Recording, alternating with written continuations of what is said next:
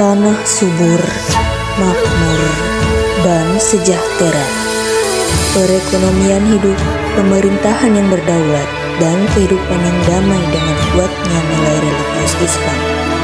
Negeri yang kaya akan rempah, dijadikan sebagai pandangan pertama oleh mereka yang mulai menguasai perdagangan Nusantara, Belanda.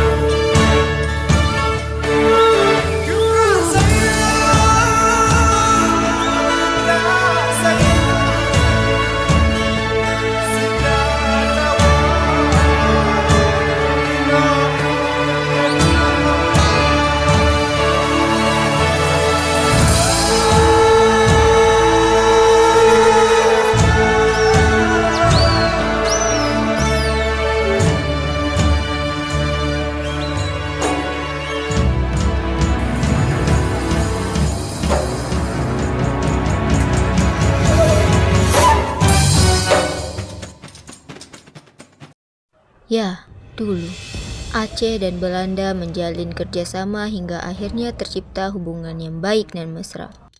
Sampai akhirnya muncul hasutan iblis yang melahirkan keinginan Belanda untuk menguasai tanah Aceh. Rencana, siasat, taktik, dan putar belit disusun sedemikian rupa oleh Belanda demi menguasai tanah Aceh. Masuk akal, siapa yang tidak tergiur dengan negeri seindah Aceh? Lebih puas jika bisa menetap. Bukan begitu? Kabar ini akhirnya terdengar oleh Aceh. Tentunya mereka tidak akan tinggal diam. Aceh dan semangatnya bertekad untuk melawan Belanda, apapun yang akan terjadi. Tidak peduli apakah pertumpahan darah akan terjadi, tanah tempat mereka lahir tidak akan pernah jatuh ke tangan Belanda. Pada tanggal 26 Maret 1873, Belanda mengibarkan bendera perang terhadap Aceh. Di masa itu, seorang pria Aceh memiliki rencana yang beresiko. Itu dilakukannya demi mempertahankan tanah air kelahirannya. Beliau berusaha menjalin hubungan dengan bangsa Belanda. Tak peduli bagaimana ia terus diteriaki sebagai pengkhianat oleh rakyat Aceh. Tidak pula menghiraukan nasihat sang istri yang tak mau suaminya bersekongkol dengan Belanda. Dialah Teuku Umar. Beliau berhasil membangun hubungan yang baik antara dirinya dengan Belanda, sampai-sampai dijadikan komandan unit pasukan dengan kekuasaan penuh dan mendapat gelar Teuku Umar Johan Pahlawan. Umar menggunakan kesempatan ini dengan baik.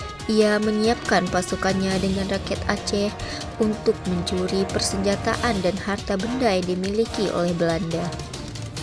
Mendengar kabar ini, Belanda yang telah merasa dikhianati oleh Teuku Umar pada akhirnya melancarkan serangan besar-besaran. Belanda mengawali pergerakannya dengan melakukan penyergapan di Masjid Raya Bait Rahman dipimpin oleh seorang mayor jenderal, Johan Harman Rudolf Kohler. Kala itu, Sultan Mahmud Syah dan rakyat Aceh yang berada di masjid terkejut dengan penyergapan yang dilakukan Kohler beserta pasukannya. Maka dengan persenjataan seadanya, Sultan Mahmud Syah memimpin perlawanan tersebut. Sang jenderal dikabarkan tewas tertembak dalam pertempuran ini.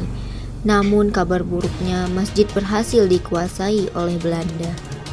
Pasukan Belanda kembali pada tanggal 26 Januari 1874. Dipimpin Jenderal Jan van Swieten. Melihat kedatangan Belanda, pasukan Aceh pun tidak tinggal diam. Dipimpin oleh Teuku Umar, mereka merencanakan penyerangan besar-besaran ke Maulabo. Namun nasib malang setia berpihak pada mereka.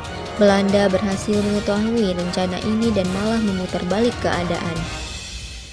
Dipimpin oleh van Swieten, Belanda melakukan penyerangan kala Umar dan rombongannya dalam perjalanan menuju Maulabo. Teuku Umar akhirnya gugur dalam pertempuran ini. Beruntungnya, sang istri, Cut Nyak Dien, masih bisa menyelamatkan diri. Tak lama setelahnya, Cut Nyak Dien berhasil ditangkap dan diasingkan oleh Belanda. Dibawa pergi ke tanah Jawa, tepatnya Sumedang, Jawa Barat. Pada tanggal 8 November 1908, beliau menghembuskan nafas terakhirnya. Tanah Aceh semakin berduka. Namun ternyata perang kembali berlanjut.